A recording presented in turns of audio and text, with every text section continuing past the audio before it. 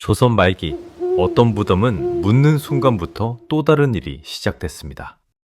서거. 이건 삽소리가 아닙니다. 손으로 파는 소리입니다. 밤이 깊을수록 소리는 작아집니다.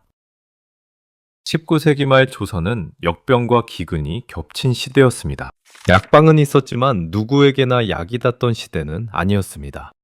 흰천을 걸어놓은 집들이 늘어났습니다. 상을 당했다는 표시였죠. 밤이 되면 골목은 주의 길이 되었습니다. 흉년과 역병이 겹치며 사람이 죽는 속도가 묻는 속도를 따라잡지 못하던 때 무덤은 관리되지 못했습니다. 그리고 그 틈이 사람을 움직였습니다. 공동묘지 외관. 남자가 파던 삽을 내려놓습니다. 여기서부턴 손으로 합니다. 삽 소리는 멀리까지 들리지만 손은 소리가 없습니다.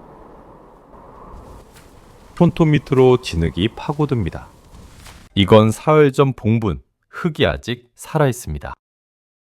한참을 파내려가다 젖은 흙이 손목까지 차오르면 서서히 냄새가 달라지는 게 느껴집니다. 멀리서 개 짖는 소리가 들리면 손이 잠시 멈춥니다. 아무 일도 없는 것처럼 서 있다가 소리가 끊기면 다시 움직입니다. 이번엔 더 깊이 파내려갑니다. 마침내 손이 닿습니다. 다른 곳으로 가지 않고 곧장 입으로 향합니다. 입술을 벌리고 천천히 손가락을 넣습니다. 딱딱한 것이 손끝에 걸립니다. 남자에겐 이미 익숙한 감촉입니다. 흙에 젖은 동전이 따라 나옵니다. 노자, 저승길, 여비입니다. 이번엔 더 아래로 내려가 옷자락을 더듬고 묶인 것을 찾아냅니다. 손에 걸리는 것들을 하나씩 떼어내고 필요한 것만 챙기죠. 같이 묻히는 것들이 있었습니다. 비녀였고 놀이개였고 입힌 옷이었습니다. 많지는 않았지만 그대로 따라 들어갔습니다. 이건 형편과는 상관없었습니다. 마땅한 효였으니까요.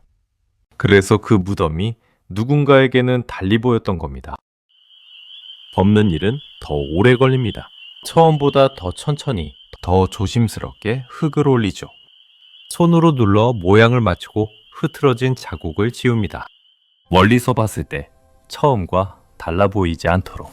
아침이 와도 아무도 모르게. 누구의 무덤인지는 모릅니다.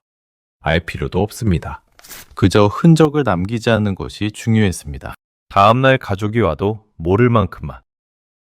손을 털며 일어서지만 손톱 밑의 흙은 잘 지워지지 않습니다. 멀지 않은 곳에 그림자가 하나 서 있습니다. 얼굴은 보이지 않고 손만 내밀어진 채로. 남자는 아무 말 없이 작은 주머니를 그 손 위에 올려놓습니다. 상대는 슬쩍 들여다보고는 돈을 건넵니다. 남자는 그것을 받아쥐고 뒤돌아섭니다. 그는 멈추지 않습니다. 오늘 밤 두 곳을 더 돌아야 하니까요. 어제 이미 봐둔 자리입니다. 남자는 아무 말 없이 어둠 속으로 사라집니다. 다른 무덤 앞. 한 노인이 앉아 있습니다. 지게를 옆에 세워두고 무릎에 손을 얹은 채로. 어젯밤도 여기서 잤고 그 전날도 그랬습니다. 아들 무덤입니다. 사흘 전 장례를 치렀을 때 이웃이 말했습니다. 새 무덤은 위험하다고, 건너 마을에서도 파헤쳐졌다고, 간 묻은 것일수록 먼저 당한다고. 노인은 그날부터 집에 들어가지 않았습니다. 밤이 깊어지자 멀리서 발소리가 들립니다. 노인은 지게작대기를 손에 줍니다. 그 순간 발소리가 멈춥니다. 이번엔 그냥 지나가지 않습니다. 봉군 바로 앞에서 인기척이 느껴집니다. 노인은 일어서지 않습니다. 작대기를 쥔 채로 그냥 기다립니다. 한참이 지나서야 발소리가 다시 움직이더니 천천히 멀어집니다. 노인은 다시 무릎에 손을 얹습니다. 등은 굽어 있고 잠은 오지 않습니다. 이건 노인만의 이야기가 아니었습니다. 장례를 치른 가족들이 무덤 앞에서 밤을 새우기 시작한 것입니다. 그날 밤 무덤 하나는 다시 묻혔지만 다른 무덤에서는 또 다른 삽소리가 났습니다. 노인은 지켰습니다. 하지만 모두가 지킬 수 있었던 건 아니었습니다. 같은 새벽, 다른 무덤 앞. 여자가 주저앉아 있습니다. 사흘 전 남편을 묻었는데 어젯밤은 아이가 열이 올라 딱 하룻밤 자리를 비운 사이였습니다. 봉분이 무너져 있고 흙이 사방에 흩어져 있습니다. 흙은 완전히 덮이지 않았습니다. 중간에서 멈춘 흔적이었죠. 도중에 날이 밝아온 것입니다. 여자는 무너진 봉분을 손으로 긁어 모으며 다시 쌓으려 하지만 손이 떨려 흙이 제대로 자리를 잡지 않습니다. 차마 안은 확인하지 못합니다. 확인하면 안 될 것 같아서 그래서 그냥 흙만 쌓습니다. 쌓고 또 쌓고 해가 완전히 뜰 때까지 그 자리에서 어떤 시기, 어떤 지역에서는 장례가 끝났다고 해서 모든 것이 끝난 게 아니었습니다. 때로는 산 사람이 그 곁을 지켜야 하는 경우도 있었습니다. 죽은 자를 땅에 묻고 산자가 그 위에서 밤을 새웠던 것이죠. 어느 집 안방, 여자가 누워 있습니다. 피를 토한 지 석 달째. 약방은 있었지만 문턱을 넘지 못했고 외상도 더는 안 된다고 했습니다. 늦은 밤 아들이 돌아왔습니다.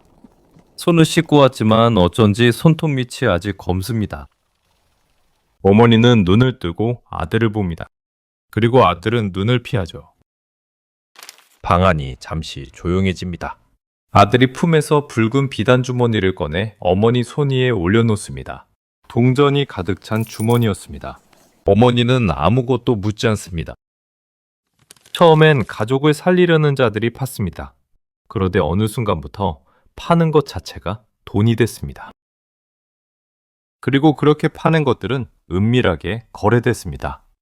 장터 한쪽에서 아무 말도 오가지 않은 채 값이 매겨졌습니다. 어디서 왔는지, 누구의 것이었는지 묻는 사람은 없었습니다. 그 시절 조선의 밤은 길었습니다. 신천이 걸린 집이 늘어날수록 곡소리는 더 빨리 잦아들었습니다. 그리고 그 뒤에는 삽소리가 이어졌습니다. 관은 서둘러 닫혔고 묻는 시간도 점점 짧아졌습니다. 밤에 급히 묻는 일도 드물지 않았습니다. 누가 왔다 갔는지 확인하는 사람도 다시 찾는 일도 점점 사라졌습니다. 조선왕조실록에는 분묘를 파헤친 자를 처벌했다는 기록이 여러 차례 등장합니다. 이는 중죄로 다뤄졌습니다. 같은 처벌 기록이 반복된다는 것은 그만큼 관련 사건이 끊이지 않았다는 뜻이기도 합니다. 법은 있었습니다. 그러나 법이 닿지 않는 밤이 있었습니다.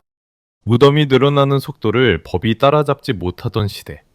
합을 든 자도 있었고 작대기를 쥔 채 밤을 새운 자도 있었고 흙만 쌓다 해를 맞은 자도 있었습니다. 모두 같은 밤이었습니다.